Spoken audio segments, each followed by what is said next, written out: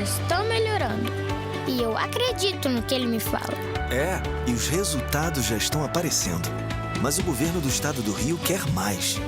Por isso, estão sendo investidos R$1 bilhão na nossa segurança, com ações em todas as regiões do estado. A gente não está aqui dizendo que a guerra contra o crime está ganha. Ainda tem muita coisa a ser feita. Mas aqui no Rio, os criminosos não vão ter vida fácil.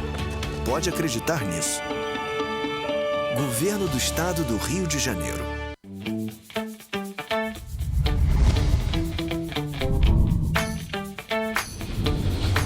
TVC, a TV do Correio da Manhã. Direto dos estúdios da TV Correio da Manhã em Petrópolis, começa agora o Correio Petropolitano Debate desta sexta-feira. A Enel é a segunda mais processada nos juizados especiais civis do Estado. A campanha Vacina em Casa, para reforçar a imunização de crianças e menores de 5 anos, foi lançada em Petrópolis. O panorama de dengue mostra a aceleração da doença no estado do Rio de Janeiro.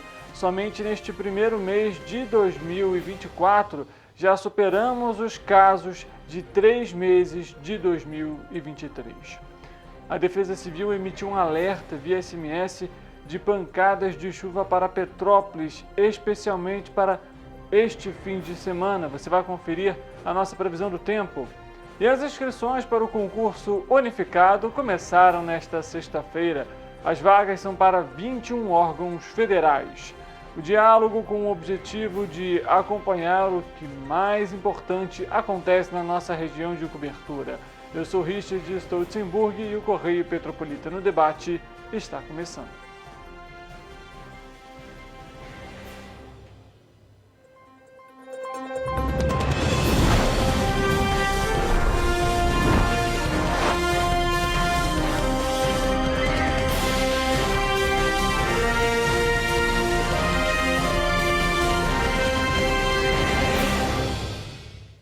Olá, uma ótima tarde para você que nos acompanha. Seja muito bem-vindo para mais uma edição do Correio Petropolitano Debate. Hoje, sexta-feira, fim de semana está chegando, mas com o fim de semana também é chuva, viu? Daqui a pouco a gente vai trazer a previsão do tempo para você. Antes, eu lembro, também você pode assistir a nossa programação ao vivo no nosso site, em tvc16.com, e também no nosso Facebook e YouTube, em TV Correio da Manhã.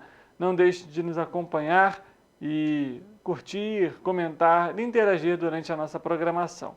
Antes da gente dar início aqui ao nosso noticiário de hoje, uma informação importante para você que está nos acompanhando.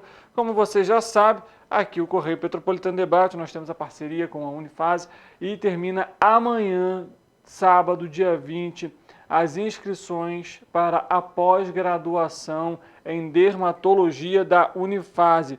O curso totalmente especial que envolve a teoria e a prática, prepara os alunos para o mercado de trabalho com um dos laboratórios mais avançados aqui em Petrópolis. Além disso, essa pós-graduação ela também é credenciada pela Sociedade Brasileira de Dermatologia, tanto para o ensino quanto para a pesquisa na área. Então não deixe de fazer a sua inscrição. Se você, por exemplo, tem um interesse, acesse o site da Unifase para ter acesso a esse curso, tirar as suas dúvidas, ou você pode ir também até a sede que fica ali na Avenida Barão do Rio Branco, todos conhecem, para fazer a sua inscrição para pós-graduação em dermatologia da Unifase.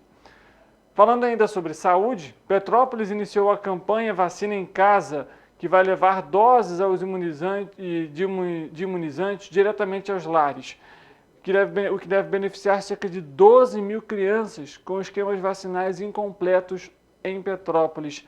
A ação visa, então, atualizar o esquema de vacinação das crianças menores de 5 anos. A Secretaria de Saúde informou que segue o esquema vacinal preconizado pelo Ministério da Saúde e enfatizou que as vacinas são fundamentais na prevenção de doenças graves como a poliomielite, causada pelo poliovírus. Segundo o levantamento da Divisão de Imunização da Secretaria de Saúde, muitas crianças não receberam todas as vacinas devido à dificuldade dos pais em comparecer aos pontos de vacinação.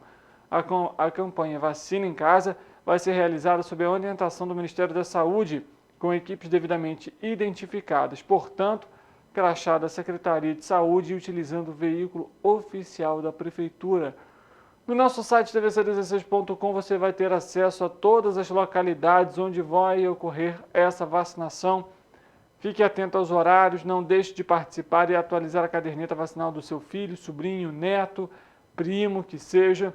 É fundamental que essas ações sejam realizadas e as crianças com a caderneta de vacinação em dia.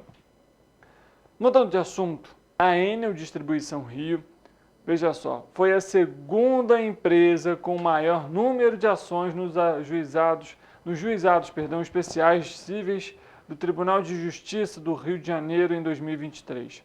Segundo os dados do TJRJ, foram 25.524 processos contra a concessionária de energia por problemas como cobranças indevidas e fornecimento do serviço inadequado. A empresa é responsável pela distribuição de energia em 66 municípios do Rio. Em Petrópolis, além das ações individuais, a Enel enfrenta 2 processos na quarta vara civil, na quais você vê as imagens aí, em relação que foram ingressados pelo Ministério Público do Estado do Rio de Janeiro, MPRJ, após moradores ficarem até 3 dias sem luz em novembro de 2023. Uma das petições é que a concessionária indenize os consumidores afetados, que ainda está em apreciação na Justiça. Em outra ação, o MPRJ conseguiu a decisão favorável. O juiz da quarta vara civil, Jorge Martins, determinou que a Enel apresente um plano de contingência para o verão específico para Petrópolis. A determinação veio após audiências especiais com a participação da Prefeitura e Câmara, onde foram relatados os diversos problemas para a demora na religação do serviço após um temporal no dia 18 de novembro, que causou manifestações em diversos bairros. Juizados especiais cíveis são, em muitos casos, a última alternativa para os consumidores, após tentativas de resolver as demandas de consumo diretamente com as empresas. Os órgãos, em 2023, tiveram 431.793 processos. Em 2023, em todo o estado, os problemas com a concessionária de energia foram destaques. Em primeiro lugar de ações, aparece a Light, que opera a concessão em 31 municípios, com 63.092 processos. Em nota, a Light informou que mantém contato com as defensorias públicas e diversos outros órgãos de proteção e também de defesa do consumidor, como o TJRJ, na busca de desenvolver da melhor maneira possível a relação entre cliente e empresa. A concessionária ressaltou que trabalha continuamente na melhora dos serviços para a população e também dos atendimentos. Já a Enel não respondeu em relação ao levantamento do TJRJ. A ANEEL também foi procurada a respeito da fiscalização das concessionárias, mas não respondeu até o fechamento dessa matéria. Situação delicada, né? A gente vê ainda assim problemas em relação à prestação de serviço em Petrópolis, e não só aqui, mas também em toda a região da nossa cobertura e em tantos outros municípios. E vale lembrar que não só no estado do Rio de Janeiro, mas também, por exemplo, em São Paulo, a gente viu a problemática também no estado em relação às chuvas e, consequentemente, a queda de energia, fornecimento de energia para os clientes. A Defesa Civil de Petrópolis emitiu, na manhã desta sexta-feira, um aviso meteorológico com vigência a partir do meio-dia, né, que acabou de acontecer, até às 6 horas da manhã de segunda-feira, devido a um deslocamento de um sistema de baixa pressão no oceano e posterior configuração de uma frente fria, o que influencia o tempo em Petrópolis. Para esta sexta-feira, a previsão é de predomínio de céu nublado com pancadas de chuva de intensidade moderada a forte ocasionalmente ao longo de todo o período. Já para o sábado, a previsão é de aumento de nebulosidade, chuva de intensidade fraca a moderada ao longo do dia e com pancadas de chuva de intensidade moderada a forte, principalmente no período da tarde. E para o domingo, a previsão deve chegar aí de intensidade, a chuva, né, de intensidade moderada a forte, e também já para segunda-feira, tempo instável com chuva de intensidade fraca a moderada ao longo do período. A Defesa Civil de Petrópolis reforçou então que, em função da previsão de chuva de forma contínua nos próximos dias, são esperados acumulados elevados no município. A Secretaria permanece monitorando as condições de tempo e pode emitir alertas, informes ou atualizações a qualquer momento. Para você receber os alertas da Defesa Civil, cadastre o seu CEP por meio de um envio de uma mensagem de texto para o número 40199 e você vai receber os alertas. Acompanhe também o portal da Prefeitura com um boletim meteorológico que atualiza a previsão do tempo para a cidade e pode ser acessado no site www.petropolis.rj.gov.br/boletim. Uma outra informação importante para você, o Vestibular Social 2024, em convênio entre a Prefeitura e a Universidade Católica de Petrópolis, a UCP, vai acontecer no próximo domingo, dia 21. Atenção aos candidatos! As provas vão ser realizadas no Campo Dom Veloso, localizado na rua Benjamin Constant, número 213, no centro da cidade. No dia do vestibular social, os portões de acesso vão ser abertos às 7h45 da manhã e fechados às 8h45 da manhã, pelo horário de Brasília. O vestibular social vai ser uma oportunidade para aquelas pessoas que acabaram de terminar ali o ensino médio, ou então que ainda já terminaram, mas ainda não conseguiram ingressar no ensino superior. E é uma ótima oportunidade, é uma prova aí para todos e todas. A gente lembra que são 200 bolsas integrais destinadas a estudantes da rede pública de ensino, além de alunos e alunas do Enseja e também do Cefet. O programa foi criado em 2024 e retomado no início da atual gestão em dezembro de 2021. As bolsas integrais, que são custeadas com recursos da Prefeitura, são para 14 cursos ofertados pela UCP. São os seguintes: Administração, Arquitetura e Urbanismo, Biomedicina, Comunicação Social para Publicidade e Propaganda, Direito, Bacharelado em Educação Física, Engenharia Civil, Engenharia de Computação, de Produção, além de Engenharia Mecânica, Fisioterapia, Pedagogia e também Psicologia. Não deixe de aproveitar esse fim de semana para descansar, organizar as coisas que vão ser levadas, se você vai levar algum lanche, confira no edital, mais uma vez, um apanhado geral antes da prova, de quais são as regras, o que pode, o que não pode, período para você realizar a prova e também se planeje para o dia. Afinal, a prova é realizada num domingo. A gente sabe que algumas localidades sofrem alterações nos horários dos ônibus por conta, então, do fim de semana. Então, não deixe para sair de casa na última hora. Os portões vão ficar abertos por um período aí de 1 hora, às 8h45. Eles vão ser fechados. Saia de casa com antecedência e uma boa prova para você. O Correio Petropolitano Debate faz um intervalo rápido, a gente volta daqui a pouco com mais informação para você. Participação dos repórteres em Brasília, na nossa região sul-fluminense, claro, previsão do tempo para o fim de semana. A gente volta já.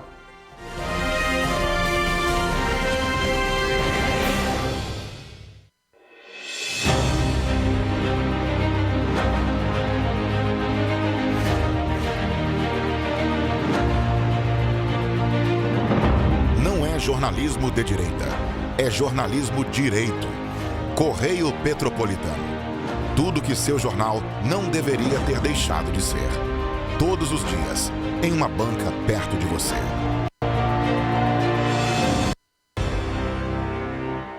A Unifase, há mais de 50 anos, forma profissionais de excelência na área da saúde. E agora dá um passo além, o ensino técnico. Aqui, você se prepara para o mercado de trabalho e valoriza sua formação técnica com cenários exclusivos de prática e estágios supervisionados na rede pública e privada de Petrópolis. Faça o curso técnico em enfermagem da Escola Técnica Irmã Dulce Bastos da Unifase. Inscrições abertas para 2024. Turmas manhã e noite.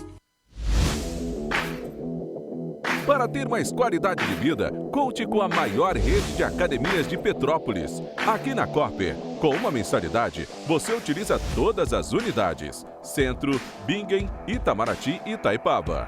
Com planos a partir de R$ 89,00, e a academia oferece ambientes modernos para você cuidar da sua saúde com segurança. Os espaços contam com dezenas de aparelhos de musculação, diversos equipamentos para aeróbico e funcional, além, é claro, de profissionais qualificados e uma extensa grade de aulas coletivas, que inclui dança, bike, jump, wolf fit, step fit, entre outras. Nossas estruturas são equipadas com salas de musculação e aulas coletivas, salas de avaliação física e nutricional, vestiários e estacionamentos amplos. Venha nos fazer uma visita e surpreenda-se! Rio de Janeiro, atração o ano inteiro. Tem descanso, tem folia, noite e dia, alegria, sol e praia, diversão. No prato ou copo, a festa, o bar, museu ou bloco. Show, cultura, história, gravado na memória e no seu coração. Rio de Janeiro, vem se apaixonar. Rio de Janeiro, vem se apaixonar. Cidades maravilhas, campo, mata, serra e trilha, em estado de emoção. Tem o Rio de Janeiro, que você já ama, e o Rio, que ainda vai conquistar você. Apaixone-se pelo Rio. Rio de Janeiro, vem se apaixonar. Rio de Janeiro, vem se apaixonar. Governo do Estado do Rio de Janeiro.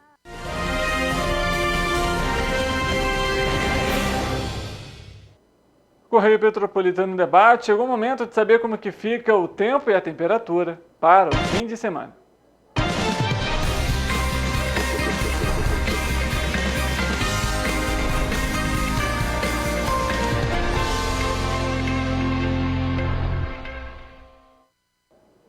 Vamos conversar com o nosso repórter Eric Portela, que já está a postos com todas as atualizações a respeito da previsão do tempo para o fim de semana.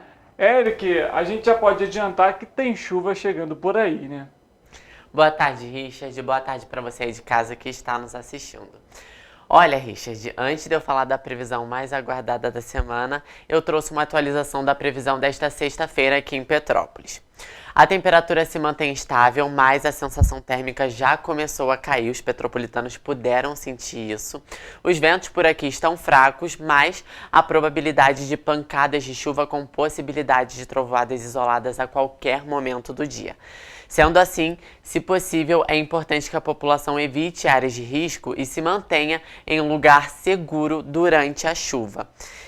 Olha só, inclusive a Defesa Civil do município também emitiu um aviso de uma possível frente fria que pode se aproximar da cidade, né? E outra coisa, o Instituto Nacional de Meteorologia emitiu um alerta também de tempestade que cobre parte da região sul, sudeste e centro-oeste do país.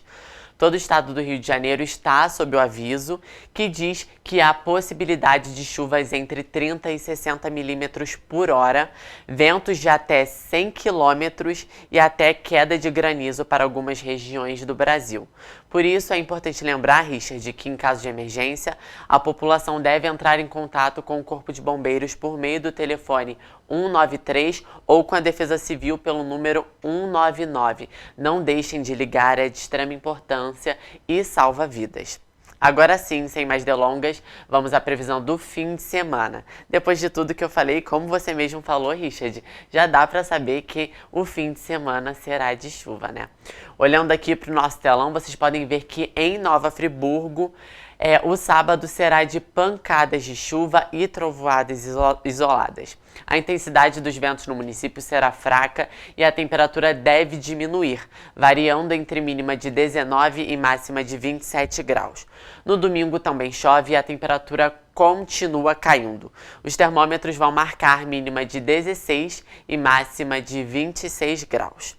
Em Teresópolis, há 90% de chance de chuva para todo o fim de semana. No sábado, o dia será de sol com algumas nuvens e chove rapidamente durante o dia e pela noite também. Os termômetros devem marcar mínima de 20 e máxima de 29 graus.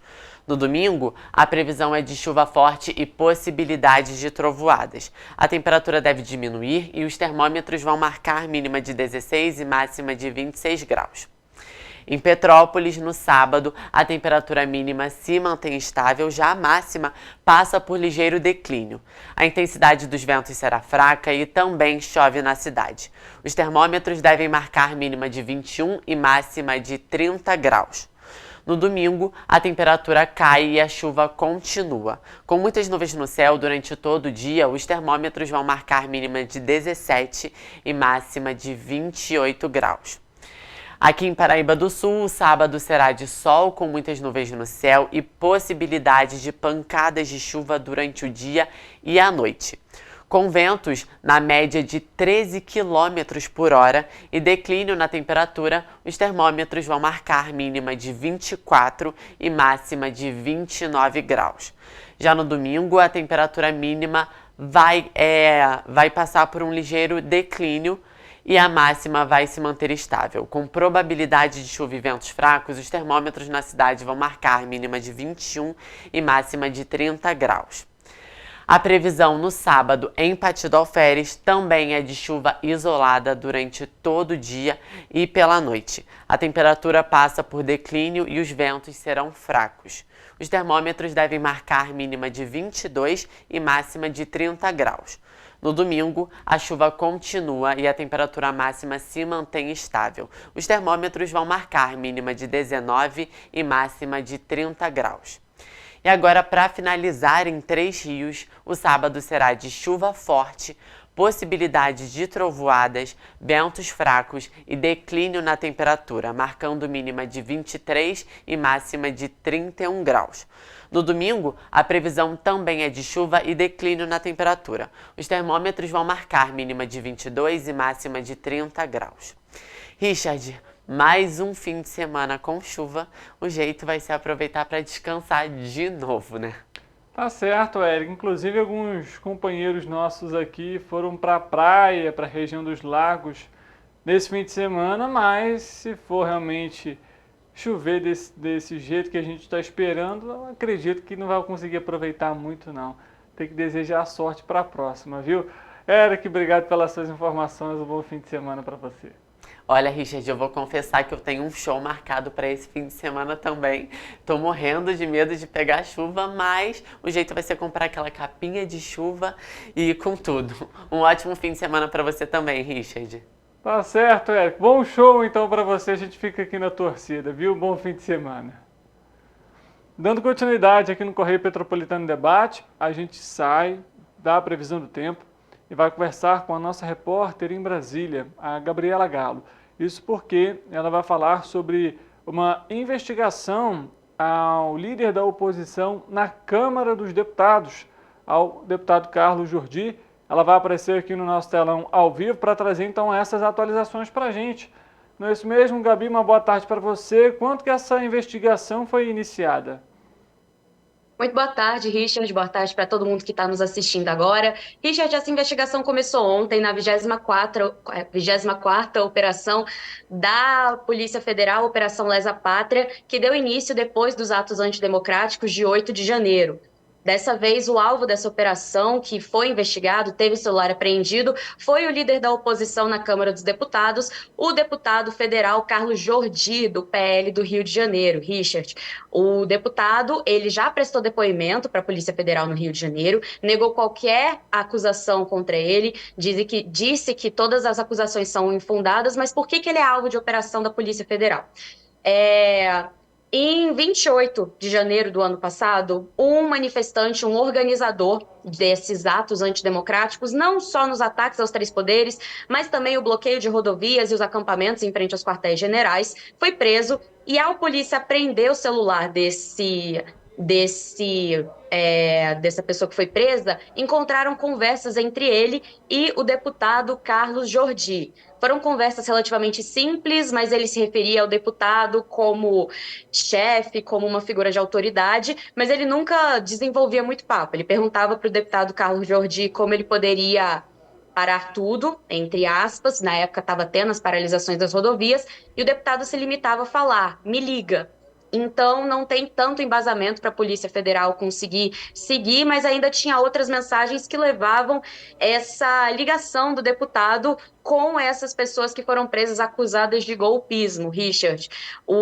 Quem determinou essa investigação, depois dele prestar depoimento, Carlos Jordi teve seu celular apreendido e o ministro relator dos casos no STF, o ministro Alexandre de Moraes, determinou a quebra do sigilo telefônico dele. Então é bem provável que daqui para frente a gente tenha novos desdobramentos dessa novela que ainda envolve os atos antidemocráticos de 8 de janeiro. Além disso, Richard, uma coisa que é importante frisar, o Carlos Jordi, ele é pré-candidato à prefeitura de Niterói, no Rio de Janeiro. Então sempre fica aquele questionamento, então se ele está sendo investigado, ele não pode mais concorrer. Não. Porque a lei da ficha limpa, ela é bem específica. Ela proíbe um candidato de poder concorrer, mas para crimes, não é qualquer tipo de crime, são crimes específicos e eles têm que ser julgados e ele só é proibido de concorrer e eventualmente ganhar ou não, se ele for julgado por um colegiado. Então, como o Carlos Jordi começou a ser investigado ontem, não dá tempo do STF julgar o caso dele, mesmo que ele seja considerado culpado. Então, ele ainda pode concorrer. Agora, caso ele seja eleito, se vai continuar ou não, se o STF vai julgar ou não, aí são cenas para os próximos capítulos. Na manhã de hoje, sexta-feira, 6 líderes da oposição lançaram um manifesto coletivo para poder repudiar essa investigação contra o Carlos Jordi. A oposição tem acusado muito o STF, especialmente o ministro Alexandre de Moraes, e a justiça brasileira como um todo de perseguição à oposição, falando que isso tem sido perseguição política e que não tem dados infundados. A justiça diz o contrário e, por enquanto, a gente vai seguindo por aqui acompanhando isso. Richard. Tá certo, Gabi, até porque, como as investigações começaram ontem, como você bem comentou, a gente vai ter ainda diversos desdobramentos, até mesmo audiências para debater todas essas investigações, enfim, e isso a gente sabe o quanto esse período ele é extenso, é demorado, e a tendência é até mesmo, em alguns casos, que essa investigação permaneça até mesmo após as eleições deste ano. Então, realmente, nós vamos continuar acompanhando e caso ele seja, então, culpado, aí sim, haja uma votação no Supremo Tribunal Federal, a gente vai ter ali as consequências neste caso. Em Petrópolis, nós tivemos situações similares, inclusive, né, Gabriela, quando o atual prefeito Rubens Bom Tempo foi considerado inelegível, ele chegou a vencer as eleições para a prefeitura, isso ainda em 2019, assumiria em 2020. No entanto, como ainda estava inelegível, na época assumiu o presidente então, da Câmara de forma interina, Ingo Ramos, e aí sim, somente no final de 2021 ele conseguiu de fato acessar o cargo, né, exercer o cargo na prefeitura de Petrópolis. A gente vai continuar acompanhando porque realmente são questões aí que envolvem muita interpretação também até mesmo do jurídico, da legislação, e o jeito é seguir acompanhando. Ou seja, como a gente comentou na nossa primeira entrada, Gabriela, muito trabalho pela frente teremos em 2024. Com certeza, Richard, especialmente porque as pessoas que ainda estão sendo julgadas não estão sendo julgadas apenas aqueles que invadiram de fato os prédios dos 3 poderes, mas também os incitadores e os financiadores. Então, vai render muito pano para manga e cenas para os próximos capítulos nessa novela.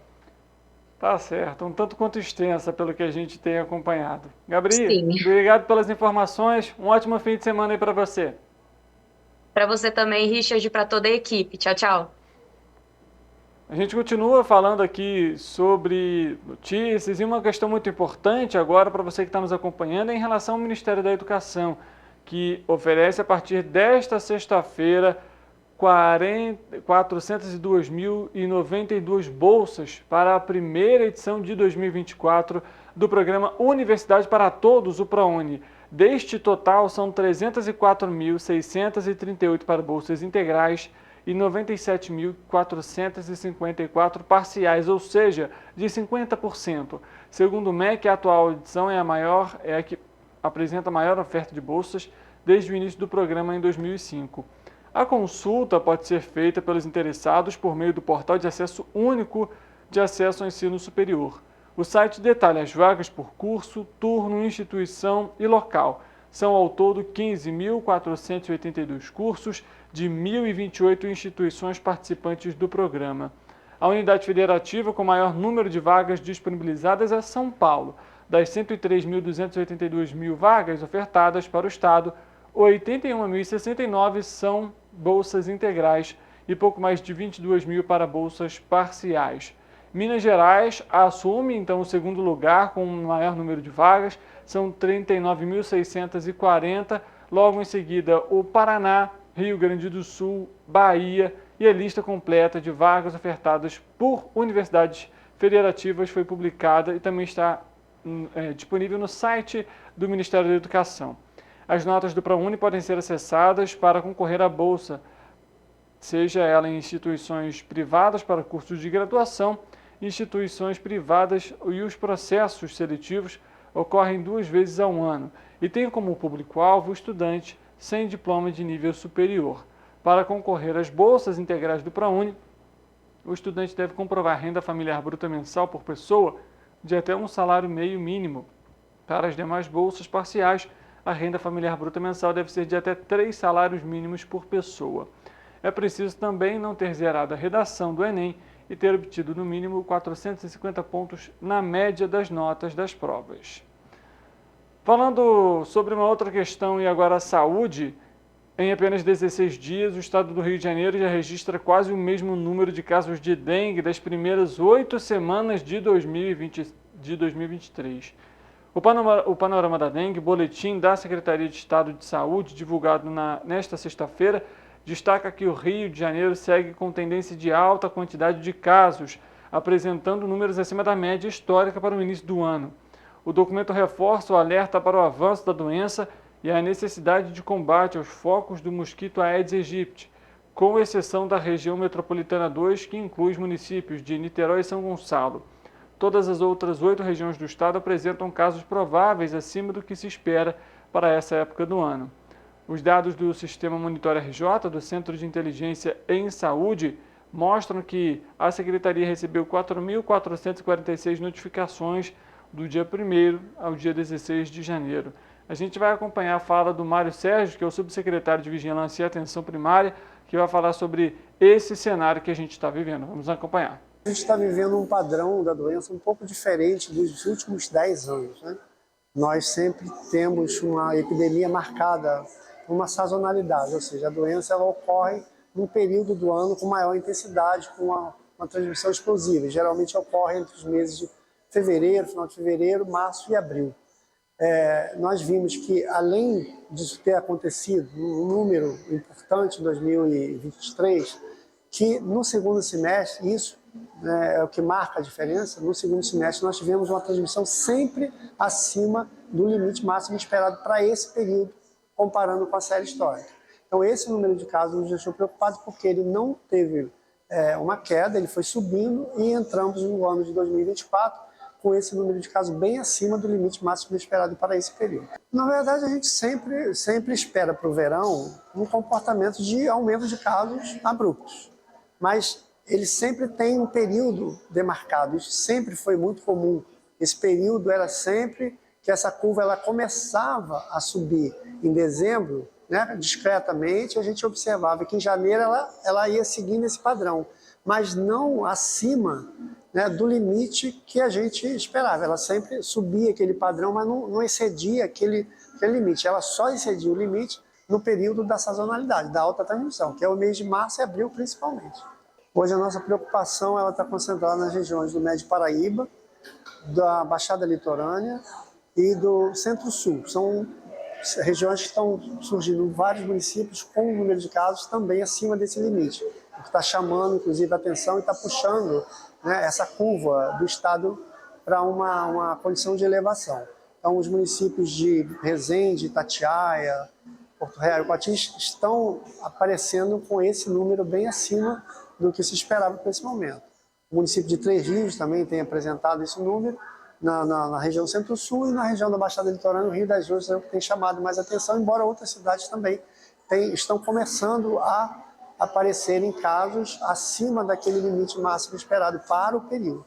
Sim, sempre a gente tem que entender as duas coisas, né? A tendência, né, e a realidade.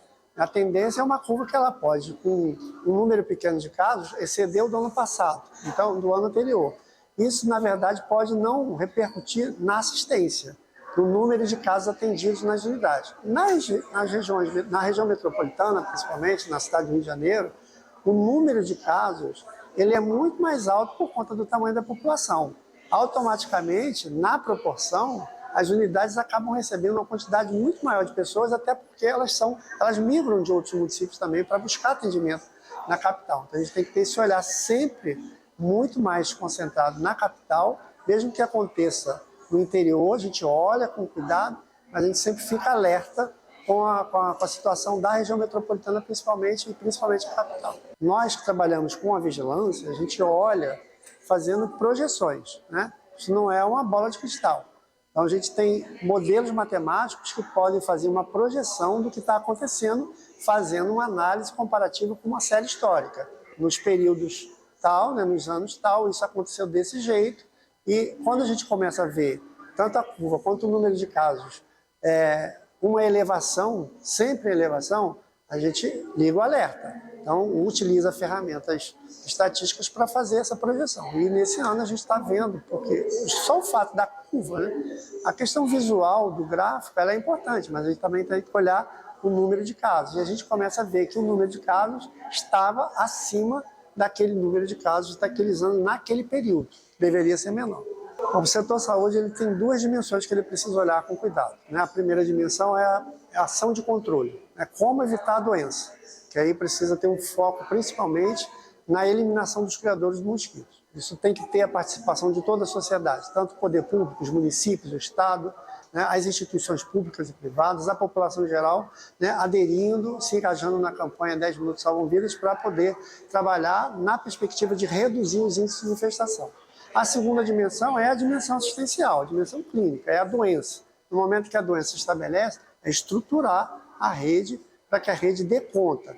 Mesmo que apareçam pessoas doentes, a gente precisa atender o paciente corretamente, seguindo os protocolos estabelecidos pelo Ministério da Saúde. Para isso, nós fizemos, né, só no ano passado, no mês de dezembro, nós fizemos 3 capacitações, né, envolvendo médicos e enfermeiros de todos os 92 municípios, com a participação de mais de 180 médicos, né, de forma remota, e também fizemos uma capacitação para as nossas unidades de saúde, né, para coordenadores de médicos de enfermagem. E uma terceira voltada especificamente para casos de dengue na gestante, que também é uma preocupação sempre com a dengue, né? E o número de casos pode aumentar, né? A gente pode ter óbitos em crianças e recém-nascidos se os cuidados não forem feitos da forma adequada. Para essa questão da assistência, a gente tem ainda uma estratégia importante que está incluída no nosso plano de contingência, que é estabelecer o apoio aos municípios na implantação de centros de hidratação. Isso é uma estratégia também estabelecida pelo Ministério, que a hidratação é uma forma de reduzir risco de formas graves e óbitos. E muitas das vezes, a superlotação das unidades por conta dos casos de dengue concorrendo com as doenças que são comuns naquele período, doenças do verão principalmente, diarreias, né? Pessoas que têm vários problemas de saúde, hipertensão, diabetes, para não haver uma concorrência, né? E atrasar o atendimento do paciente com dengue, que precisa ser hidratado imediatamente, a gente cria e dá suporte aos municípios, orienta os municípios, treina como formar, adapta um local, né, dentro da unidade de saúde de pronto atendimento deles, para que haja um atendimento separado dos casos de dengue, para fazer a hidratação oportunamente, para ter o cuidado, o acompanhamento médico, para que essas pessoas não evoluam para a forma grave. Tá aí, né? A gente acompanhando, lembrando, todo cuidado é pouco, não deixe de utilizar os repelentes. Como o subsecretário comentou, ingerir bastante água também durante esse período e evitar aí o acúmulo de água parada em determinados pontos, entre eles, né, no próprio quintal, manter a caixa d'água vedada de forma adequada, evitar ali o acúmulo de água nos vasinhos de planta, enfim, são dicas rápidas e simples para você diminuir a proliferação do mosquito. A gente vai conversar agora com a nossa repórter Alana Silveira em Volta Redonda, porque ela vai falar sobre o bullying e também sobre o cyberbullying, que agora também é considerado como crime. É isso mesmo, Lana? Boa tarde para você, seja muito bem-vinda. Olá, Richard, boa tarde, é isso mesmo. O debate sobre as consequências do bullying praticado em ambientes físicos ou na internet se fortaleceu nessa semana após a prática ser incluída no Código Penal. A lei descreve o bullying como a intimidação feita por meio de violência física ou psicológica de modo intencional e repetitivo, sem motivação evidente, com atos de intimidação, humilhação ou discriminação verbal, moral, sexual, física ou material. Já o cyberbullying se classifica como a conduta praticada no ambiente virtual. Segundo a presidente da OAB de Volta Redonda, nos anos anteriores à nova sanção, a penalização do bullying era feita a partir dos crimes possivelmente cometidos pelo agressor que estivessem tipificados no ordenamento jurídico da OAB. A nova lei garante medidas de proteção a crianças e adolescentes contra o bullying em estabelecimentos educacionais ou similares, além de prever a Política Nacional de Prevenção e Combate ao Abuso e Exploração Sexual da Criança e do Adolescente. É com você, Richard. Obrigado, Lana, pelas informações, trazendo então atualizações para a gente, já sabe. Inclusive, denuncie se por um acaso você presenciar, ou até mesmo pela internet, se você chegar a acompanhar algum tipo de atitude como essa. O bullying é crime e todos nós temos a responsabilidade de cobrar para que a situação não aconteça, não se repita, seja ela no meio digital, seja ela no ambiente físico, seja na escola, no trabalho, até mesmo numa praça ou em qualquer outro lugar. O Correio Petropolitano em Debate faz um intervalo rápido, a gente volta daqui a pouco para trazer uma reapresentação de uma entrevista para você. A gente volta já.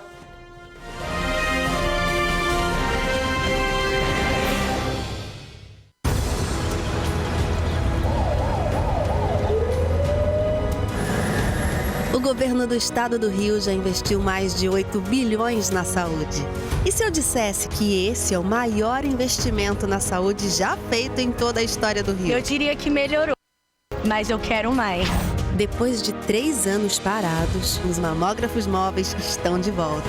Pra gente cuidar melhor das mães e dos bebês. O governo do estado também está investindo na saúde especializada.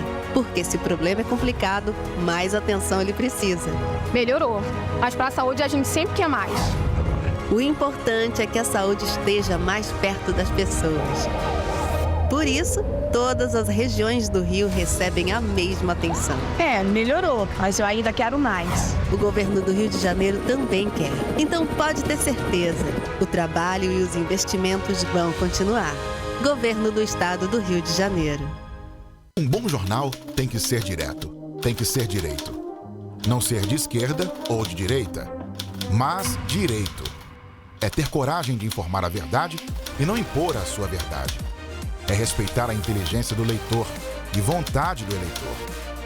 Correio da Manhã, um jornal que há 122 anos tem a coragem de ser direto e direito. Em uma banca perto de você.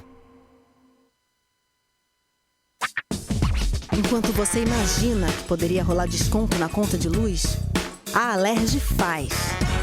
As leis que você precisa, a Alerj faz. Baixe o aplicativo da Alerj e conheça seus direitos. Para ter mais qualidade de vida, conte com a maior rede de academias de Petrópolis. Aqui na Copper, com uma mensalidade, você utiliza todas as unidades: Centro, Bingen, Itamaraty e Itaipava. Com planos a partir de R$ 89,00, e a academia oferece ambientes modernos para você cuidar da sua saúde com segurança. Os espaços contam com dezenas de aparelhos de musculação, diversos equipamentos para aeróbico e funcional, além, é claro, de profissionais qualificados e uma extensa grade de aulas coletivas, que inclui dança, bike, jump, wolf fit, step fit, entre outras. Nossas estruturas são equipadas com salas de musculação e aulas coletivas, salas de avaliação física e nutricional, vestiários e estacionamentos amplos. Venha nos fazer uma visita e surpreenda-se! Rio de Janeiro, atração o ano inteiro. Tem descanso, tem folia. Noite e dia, alegria. Sol e praia, diversão.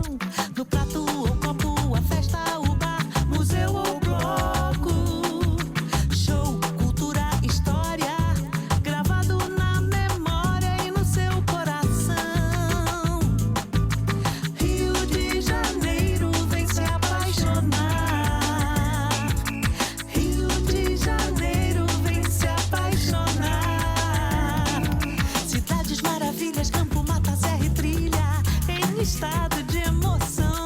Rio de Janeiro que você já ama e o Rio que ainda vai conquistar você. Apaixone-se pelo Rio. Rio de Janeiro, vem se apaixonar. Rio de Janeiro, vem se apaixonar. Governo do Estado do Rio de Janeiro. A Unifase, há mais de 50 anos, forma profissionais de excelência na área da saúde.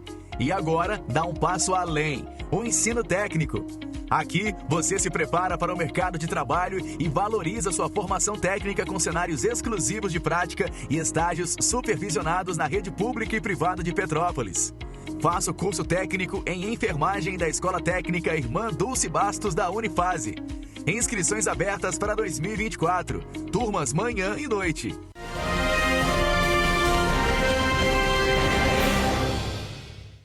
Correio Petropolitano Debate de volta. A gente dá início agora à nossa entrevista de hoje. Nós vamos conversar com o Cristiano Henrique, ele que é diretor e professor da Escola de Comunicação da Universidade Federal do Rio de Janeiro, a UFRJ, para falar de um estudo que apresentou os riscos para a saúde mental das mulheres com o uso do Instagram. Isso mesmo, o professor vai conversar com a gente ao vivo, ele já está aqui no nosso telão para trazer justamente um pouco sobre esse estudo. Professor Henrique, seja muito bem-vindo aqui ao Correio Petropolitano Debate, é um prazer tê-lo conosco. Prazer é meu, obrigado aí pelo convite, uma satisfação conversar, né, com você, com os telespectadores e poder compartilhar um pouquinho desse estudo e as reflexões que ele traz. Maravilha. Professor, então vamos para o início desse levantamento. Quando que surgiu, então, a iniciativa de se analisar justamente o impacto do Instagram à saúde mental das mulheres? Na verdade, assim, eu queria partir, né, de uma ideia de conjunto a respeito do trabalho que a gente faz, né? A gente desenvolve um projeto dentro da Escola de Comunicação da UFRJ, atrelada à minha disciplina, que é a disciplina de pesquisa de mercado e opinião pública, né, onde a gente escuta uma quantidade significativa de consumidores, de pessoas, de públicos, de cidadãs e cidadãos, de modo geral, né? E esse projeto se chama Biografias do Atual, né, que tem exatamente por objetivo envolver os nossos estudantes da área de publicidade com as temáticas contemporâneas, né, com as temáticas atuais que envolvem o consumo, que envolvem a política, que envolvem a religião, que envolvem as relações entre as pessoas, né, e principalmente com foco na geração daquilo que nós chamamos dos nativos digitais, né, ou aquelas pessoas que já nasceram sob a influência da internet, né, quer dizer, que já construíram as suas vidas e as suas formações afetadas diretamente pela existência da internet e das redes sociais, né? Então, normalmente a gente focaliza ali os nossos estudos na faixa entre 18 e 19, mas principalmente de 20 a 24 anos, quer dizer, não deixando de abordar outros eixos, mas principalmente esse foco, né? Essa pesquisa é uma pesquisa que que foi feita em 2019, né? Mas nós temos outros desdobramentos de estudos que são semelhantes, né? E que envolvem exatamente essa relação com as novas tecnologias e a maneira como as tecnologias e as redes sociais vêm afetando diretamente a vida das pessoas. Tá certo, professor. Agora, trazendo então um pouco mais em relação a dados desse estudo que foi realizado em 2019, um dado curioso, até que mostra então aí que 90% das 519 mulheres que participaram revelaram que se sentiram desconfortáveis em relação aí à vida perfeita, digamos assim, que é apresentado pelas redes sociais, né? Exatamente. Isso é um dado extremamente importante e que leva a gente a uma reflexão fundamental, né? As redes, né, elas geralmente elas simulam uma forma de vida e elas simulam hábitos de consumo e principalmente um ideal de felicidade que não necessariamente corresponde àquilo que é a vida dos seres humanos normais, né? Do cotidiano das pessoas normais.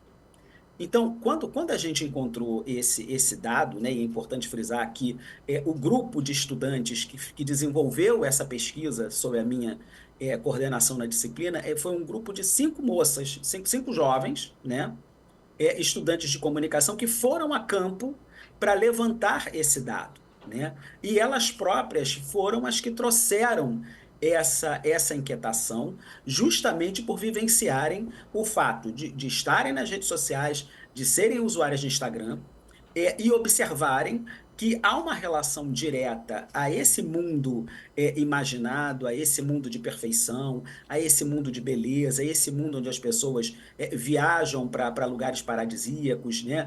Onde se vive uma vida extremamente satisfatória e que não necessariamente corresponde, né, ao cotidiano de vida das pessoas comuns. Quando elas aplicaram esse estudo em campo, elas fizeram uma primeira etapa, né, de 20 entrevistas individuais em profundidade, numa etapa qualitativa, né, em que essas entrevistas foram feitas uma a uma com essas entrevistadas. E em uma segunda etapa, elas foram e através de uma pesquisa online aplicada através do Google Forms, né, em várias plataformas de redes sociais, elas alcançaram 519 entrevistadas, né? E aí, com base nesse resultado, é que esse dado se apresentou de maneira tão gritante, né? Quer dizer, de maneira tão significativa, e principalmente com base nessa lógica, né? O quão é frustrante olhar a vida do outro, né? E você perceber que você não é tão feliz quanto aquelas pessoas, você não pode consumir o que aquelas pessoas consomem, você não pode frequentar os lugares que aquelas pessoas consomem, você não consegue comer aquilo que aquelas pessoas comem, justamente por um distanciamento dessa lógica, né? Isso é um dado apenas do Instagram? Não, não é um dado apenas do Instagram, né? Porque se a gente for olhar, né, para a história da publicidade, né, o que a publicidade nos vende o tempo inteiro, né? É sempre um mundo muito idealizado, né? Um mundo sempre muito superlativo, né? É um mundo exatamente aonde as pessoas são sempre muito bem-sucedidas, né? Então, essa lógica é uma lógica extremamente gritante nesse sentido. Sim, professor. Eu tenho uma dúvida em relação à seguinte questão. Um dos levantamentos dessa pesquisa aponta que 30% dessas mulheres não gostam de ver conteúdos publicitários, aquelas famosas propagandas dentro das redes sociais. No entanto, utilizam, né, aproveitam ali, gostam daqueles conteúdos em que os influenciadores levam, às vezes, algum tipo de produto ou algum tipo de serviço. Podemos dizer até, então, professor, que existe uma tendência das empresas em utilizar justamente os influenciadores digitais para, de alguma forma, vender aquele produto de uma forma até indireta, não com aquela propaganda de fato ali na tela do celular ou do computador? O que acontece é o seguinte, né? Quer dizer, a gente vai observar ao longo do tempo que a gente tem uma mutação, né, nas várias formas de se fazer publicidade, né?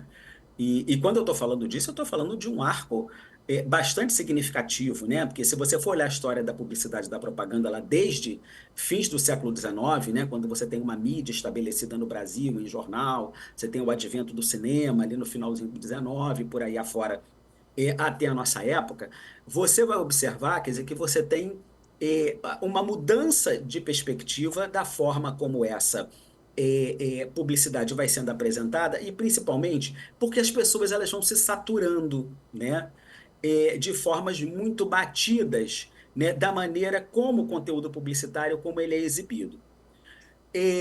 Então, quando você vê esse percentual da ordem de 30%, né, de mulheres que se sentem incomodadas, né, com a exposição de determinado tipo de publicidade, principalmente os chamados public posts, né, ali tem uma lógica que é o seguinte: há um incômodo com a chamada publicidade invasiva. E por que ela é invasiva, né?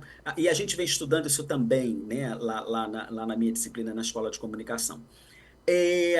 Porque tanto nas plataformas de redes sociais quanto nas plataformas de streaming, né, como a gente vai olhar as diversas, né, de vídeo, de áudio e por aí afora, né, e tem muitas famosas, e que inclusive até um determinado momento do seu desenvolvimento monetizavam segundo uma lógica, né, e depois elas começam a ganhar dinheiro propriamente com a assinatura para o acesso desses conteúdos, né? Nessas plataformas. O incômodo fundamental ali, que inclusive até as pessoas vão manifestar e vão se dizer predispostas a pagar para não serem alcançadas pela publicidade, é exatamente esse incômodo, essa percepção da publicidade invasiva. A figura das influenciadoras digitais, né, e dos influenciadores digitais, estão na relação direta de uma forma criativa, de uma forma outra, né, e de inventividade do próprio mercado publicitário, no sentido de fornecer o conteúdo publicitário, né, mas não da forma como a publicidade formal ela é feita. Sim. Se a gente for olhar, as influenciadoras e influenciadores de hoje são as garotas e os garotos propagandas de ontem, né? Mas há uma mudança, assim como são os embaixadores e as embaixatrizes das grandes marcas, né? Como as grandes grifes, né? de alta costura, de perfumaria, né? Da França, da Itália, né? Desse circuito que durante muito tempo ditou a moda, né, no mundo, né? E você tem aí você tem uma nomenclatura mais sofisticada, né? Embaixadoras, embaixatrizes e por aí afora. E a lógica de influenciadores digitais, ela muda de certa maneira por uma lógica, porque os estudos demonstram, os estudos comportamentais, né, que trabalham com a lógica geracional, com a lógica de gerações, eles foram apontando que pessoas dessa geração mais nova, desses nativos digitais, eles gostam de se ver no seu semelhante. Eles tendem a seguir e a dar credibilidade a pessoas iguais a ela, portanto, pessoas muito jovens, né? Os adolescentes seguem adolescentes, jovens adultos seguem jovens adultos. O que é uma lógica totalmente diferente, por exemplo, para a minha geração, digamos, né? Para a geração que hoje tem 50, 60 anos, talvez um pouco menos, em que quando você... quem é que fazia a propaganda? Era uma estruturação do mercado publicitário feita a partir de modelos, né, feita a partir de atrizes, de atores, etc. e tal. Quer dizer, de toda uma lógica da mídia hegemônica como ela estava ali constituída. E a mídia principalmente era o quê? A mídia principalmente era a televisão, né? E o cinema, consequentemente, né? Em alguma instância também o esporte, né? Quer dizer, com aquele imaginário, né? Da superação, do atleta bem-sucedido, né? Quer dizer, daquele que colhia vitórias, etc. e tal, e aí você tem uma transferência, a marca de alguma maneira vai angariar esses elementos dentro da sua comunicação, ou dentro da sua estratégia de posicionamento. Então, isso é uma lógica que quando a gente desloca para o tempo hoje, né, influenciadores digitais, né, eles muitas vezes eles partem de ganhar significação dentro desse mercado e dentro dessa lógica, porque viralizou a partir de um vídeo, né? Você não tem a mesma lógica de construção da figura, né, de alguém que pode anunciar e que pode fazer propaganda, como você tem hoje. Às vezes você viraliza por uma situação absolutamente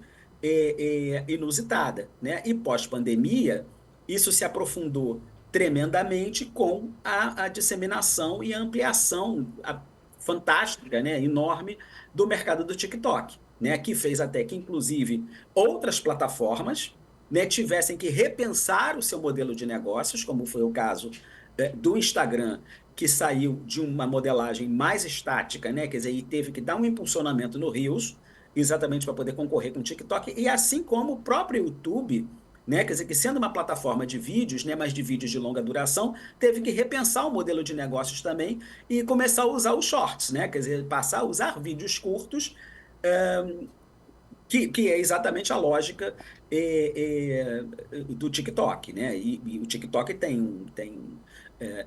um algoritmo poderosíssimo, né? Quer dizer, com uma capacidade de entregar conteúdo para públicos muito específicos e com gosto muito específico a partir exatamente dessa forma de entrega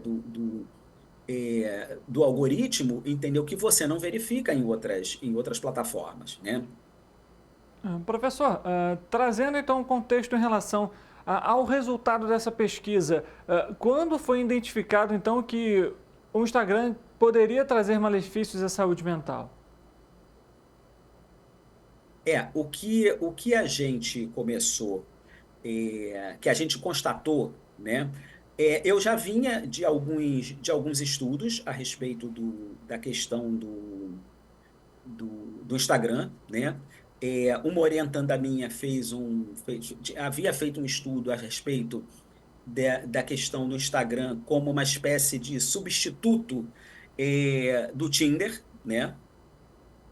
E aí, por que lógica, né? Quer dizer, ela identificou que as pessoas utilizavam cada vez mais, e é a maneira como o usuário se apropria da ferramenta, né? E que as pessoas passaram a utilizar o Instagram como meio de paquera, etc. e tal. E o mais interessante é que justamente ele começa essa pesquisa dessa minha orientanda se mostra dessa maneira justamente porque ele evita a frustração, porque você tem lá os indícios da paquera, né? E aí, quando a gente vai olhar para esse estudo aqui especificamente, que fala sobre a questão da autoestima, né? Essa questão da saúde mental e a relação com o Instagram, quando a pesquisa vai constatar alguns indicadores, né? Por exemplo, enquanto influência negativa, a gente encontrou 71%, né, das entrevistadas que elas dizem assim, eles vendem um padrão de vida e beleza distante da maioria das pessoas. Aí depois a gente vai encontrar um percentual de 49% que diz assim, elas não se importam com a autoestima dos seus seguidores. 39% vão dizer, elas afetam negativamente a minha autoestima. E aí é claro que a gente vai observar que a estrutura do modelo de negócios, né, entregar, as influenciadoras o que elas vão fazer é entregar o tempo inteiro um estilo de vida que é sedutor, um estilo de vida que é atrativo, né, e que as pessoas querem seguir. E, obviamente, claro, elas pensam segundo a seguinte lógica, né? Quanto mais eu angariar seguidores, mais monetização eu terei, mais potenciais anunciantes, né, ou contratantes eu terei. Quer dizer, o foco imediato, né, com certeza, não é a autoestima de quem assiste. Uhum. Até porque, muito provavelmente, quer dizer, quem está ali mostrando seu estilo de vida, mostrando os acontecimentos da sua vida, as suas roupas, etc, etc, etc, muito provavelmente elas não estão fazendo isso daí com a intenção de ferir a autoestima de ninguém, né? Na verdade, elas estão se apropriando de uma oportunidade de mercado e exatamente de uma coisa que a gente chama da pulverização da forma de investimento das verbas publicitárias, né? Essa é uma lógica fundamental, né? E muito das verbas publicitárias, né, muitos dos anunciantes pulverizaram a sua verba numa multiplicidade, né, de influenciadoras e de influenciadores. A gente vai ver que isso daí é uma coisa tão significativa hoje, né, que hoje essa lógica que a gente chama assim, de uma lógica de micromídia, né, que são as plataformas, que são as redes sociais digitais, afetando diretamente a macromídia. Você vai ver que em muito do critério de eletividade para um reality show, na macromídia, né, seja do BBB, na Globo, seja da Fazenda, na Record e por aí afora, é o quê? É exatamente o quanto essas pessoas detêm, né? De seguidores, né? Quer dizer, a gente também não pode ter a ilusão de achar que é ao acaso, né? Ou que foi por nada que a Jade Picon, por exemplo, foi selecionada para o BBB, se não me engano, não me lembro agora se 21, por aí, né? E depois estava na novela, né? Quer dizer, a lógica é exatamente por essa perspectiva, né? Então, esses elementos da relação com a autoestima é uma questão gritante, né, e perceptível. E tanto assim que quando a gente fez, primeiro foi uma observação geral, né, que as próprias estudantes trouxeram nas discussões preliminares que nós fizemos em turma para a escolha dos temas de pesquisa. Depois, nessa sequência, quando fizemos a qualitativa com as 20 entrevistadas, essa questão se confirmou e o assunto foi mais forte e contundente ainda pela ordem de grandeza dos percentuais que nós encontramos, né, que essas alunas que fizeram os trabalhos de campo encontraram na pesquisa quantitativa, né?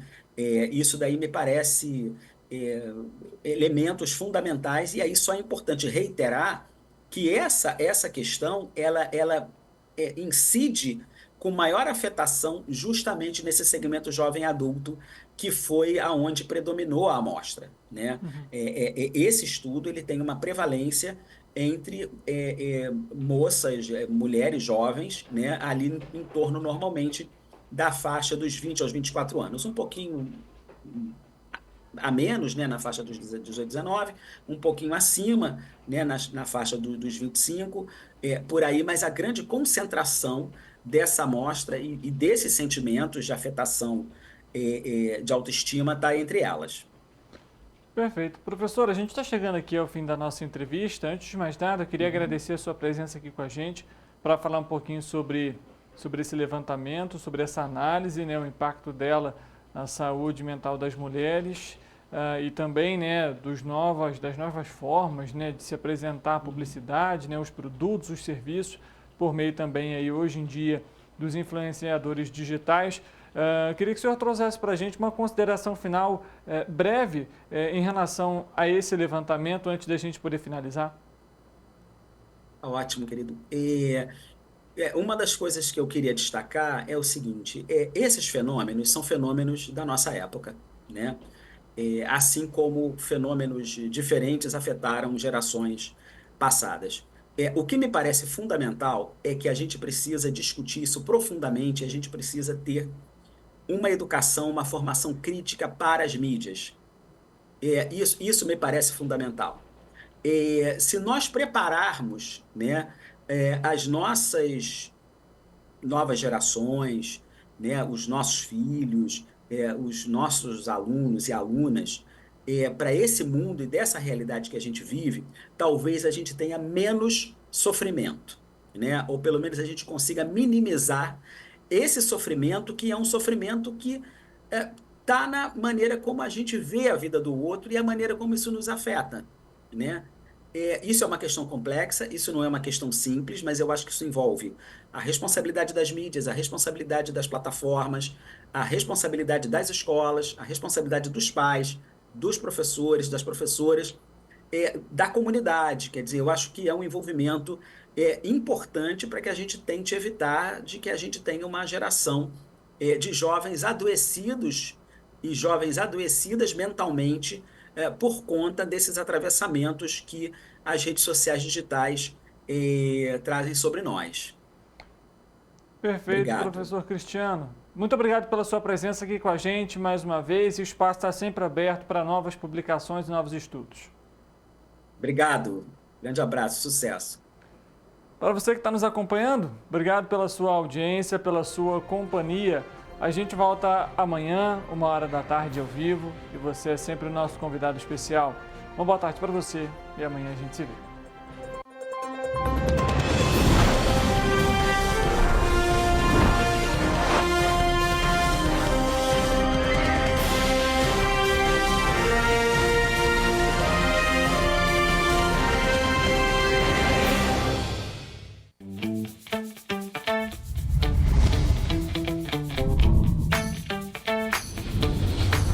TVC, a TV do Correio da Manhã. Um bom jornal